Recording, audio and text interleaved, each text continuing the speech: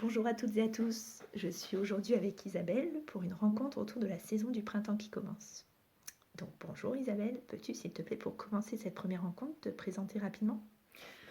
Bonjour Sandrine, donc je suis Isabelle, une amie de Sandrine et Nicolas. Je suis naturopathe et puis je fais également des soins.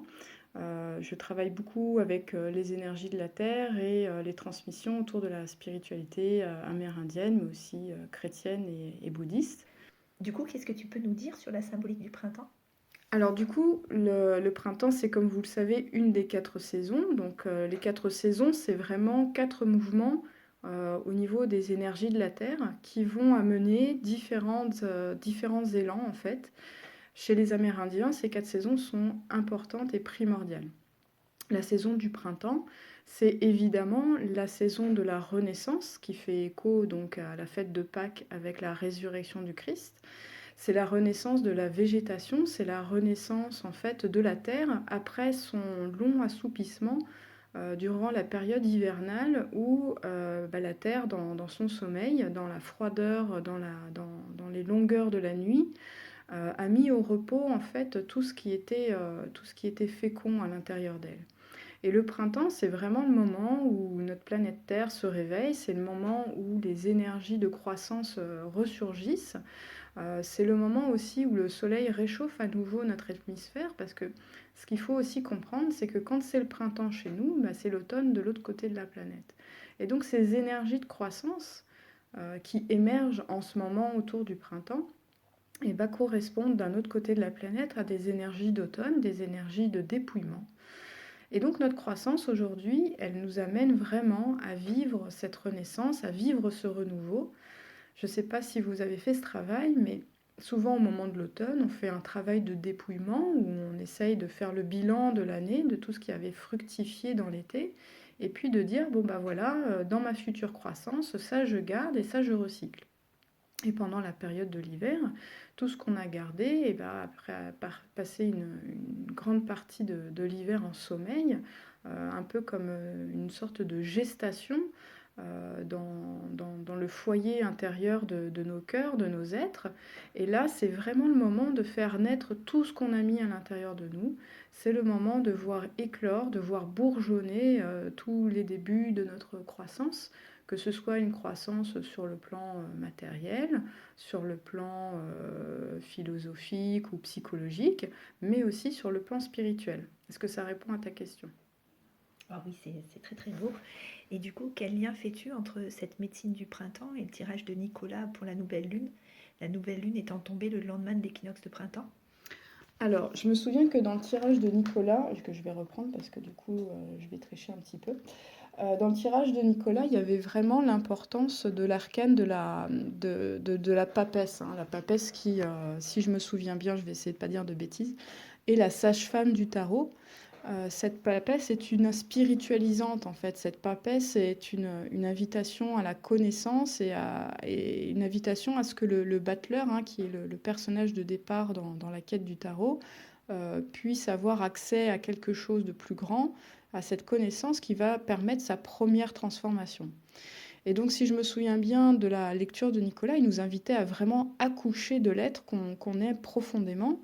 Et donc cet accouchement, mais c'est tout à fait ça, c'est l'énergie du printemps. C'est-à-dire que le printemps, c'est vraiment mettre au monde, exister au travers de, comme je l'ai dit, hein, toute la fécondation, tout ce qu'on souhaitait voir à nouveau pousser pour cette nouvelle année.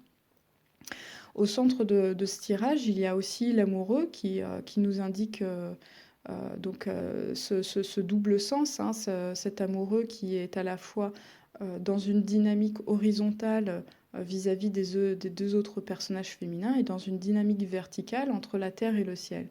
Et ben, le printemps, c'est aussi un petit peu ça, c'est cette vraie croissance qui émerge en fait de la Terre par le réchauffement de cette Terre par le Soleil, hein. Si le Soleil venait pas réchauffer à nouveau notre belle Terre, on n'aurait pas de croissance. Par exemple, dans les hauteurs de montagne, où le printemps arrive beaucoup plus tardivement que chez nous, là, sur la côte d'Azur, les fleurs, la végétation est prête à fleurir, à bourgeonner beaucoup plus rapidement que ce qu'ont nos plantes qui ont l'habitude en fait d'émerger en mars et puis de continuer à fructifier jusqu'à un automne qui tarde jusqu'à l'octobre ou au novembre. Dans les hauteurs de montagne, là où poussent par exemple les fleurs comme l'arnica, et ben l'arnica, il sait qu'arrivé fin juin, c'est le moment où il va avoir le soleil et il a 3 mois, même pas 2 mois pour fleurir, pour faire ses graines, pour faire tout ce qui doit pousser.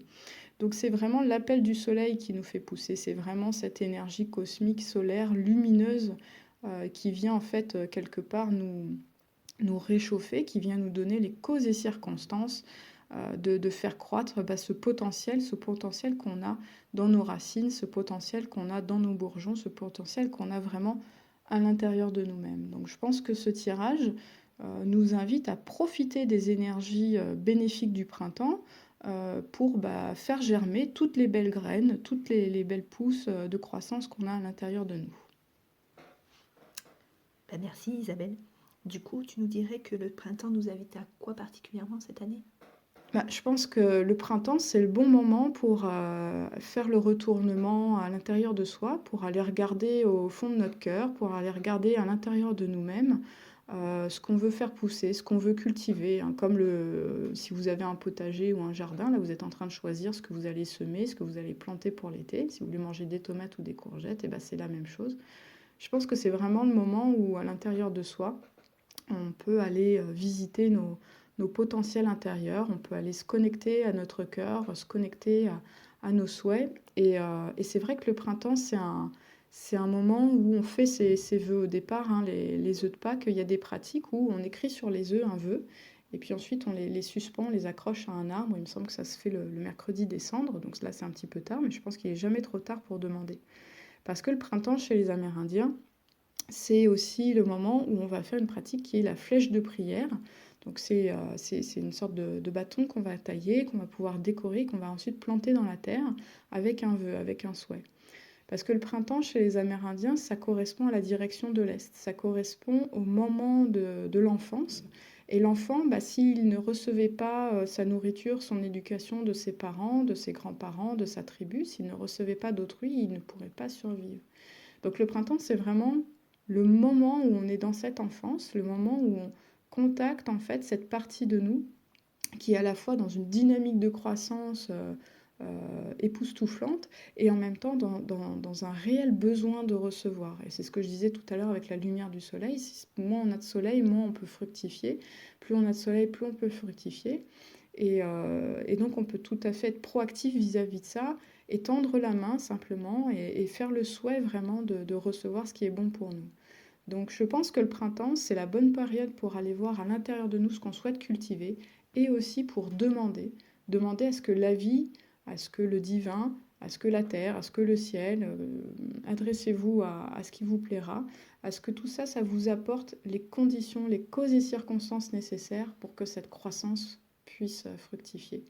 Et du coup, cette demande, évidemment, elle se fait dans l'humilité, parce que si on ne reçoit pas, on ne peut pas grandir. Comme les enfants qui, s'ils ne sont pas nourris, ne peuvent pas survivre. Et cette humilité ne va pas sans gratitude, parce qu'une fois qu'on aura reçu, et même avant d'avoir reçu, on peut déjà être dans cette expression de la gratitude qui nous place vraiment dans l'amour, en fait. Merci beaucoup Isabelle. Du coup, je reçois ce que tu me dis là et je vais le laisser fructifier à l'intérieur de moi. Du coup, merci beaucoup et je vous souhaite à tous et à toutes une belle journée et du coup un beau début de printemps dans cette belle énergie. Merci. Au revoir. Au revoir.